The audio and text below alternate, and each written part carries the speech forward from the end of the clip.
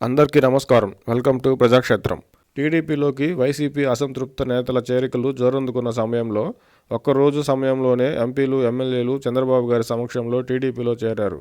వైసీపీలో నేతలను చెత్తగా వర్ణించిన టీడీపీ వైసీపీని వీడిన నేతలను చేర్చుకుంటున్నా కొందరి చేరిక టీడీపీకి అదనపు బలం ఇవ్వనుండగా మరికొందరి చేరిక మాత్రం ఇబ్బందులు కలిగించేలా ఉంది.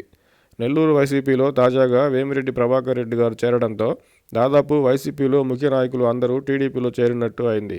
నరసరావుపేట ఎంపీ లావు కృష్ణదేవరాయ గారు టీడీపీలో చేరడం, మైలవరం ఎమ్మెల్యే వసంతకృష్ణప్రసాద్ గారు టీడీపీలో చేరడం జరిగిపోయింది. వేమిరెడ్డి ప్రభాకర్ రెడ్డి గారు పార్టీలకు అతీతంగా నెల్లూరు జిల్లా వ్యాప్తంగా మంచి పేరు ప్రఖ్యాతలు, సొంత నిధులతో చేస్తున్న ప్రజాసేవతో ప్రజల మన్ననలు పొందిన నేతగా టీడీపీకి నెల్లూరులో బాగా అక్కరకు వచ్చే బలమైన నేత. వేమిరెడ్డి ప్రభాకర్ రెడ్డి గారు టీడీపీలో చేరడం టీడీపీకి బాగా కలిసి వచ్చే అంశం. అలాగే అవినీతి ఆరోపణలు దరిచేరకుండా వివాదాలకు దూరంగా ఉండే లావు కృష్ణదేవరాయలు గారి చేరిక సైతం టీడీపీకి మేలు చేసేదే. వసంతకృష్ణప్రసాద్ గారి చేరికపై మాత్రం టీడీపీలోనే భిన్న స్వరాలు వినిపిస్తున్నాయి.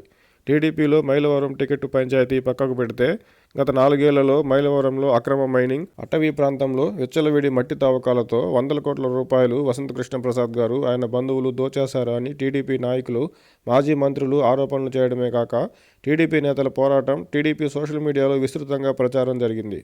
అప్పట్లో దేవినేని ఉమామహేశ్వరరావు గారు, ఇతర టీడీపీ నేతలు పెద్ద ఎత్తున మైలవరంలో జరిగే మైనింగ్ వ్యవహారంపై పోరాటం చేయడం తెలిసిందే కదా. వసంతకృష్ణప్రసాద్ గారిపై వందల కోట్ల అవినీతి ఆరోపణలు చేసిన టీడీపీ ఇప్పుడు టీడీపీలో చేర్చుకోవడం టీడీపీకి ఏ విధంగా ఉపయోగపడే అవకాశం ఉందో అర్థం కాని అంశం. వైసీపీ నేతలను టీడీపీలో చేర్చుకోవడంలో జాగ్రత్తగా వ్యవహరిస్తున్న చంద్రబాబు గారు దాదాపు అవినీతి ఆరోపణలు లేని వారిని, ప్రజల్లో పేరు ఉండి టీడీపీకి పనికి వస్తారనే వారిని పార్టీలోకి ఆహ్వానిస్తున్నారు.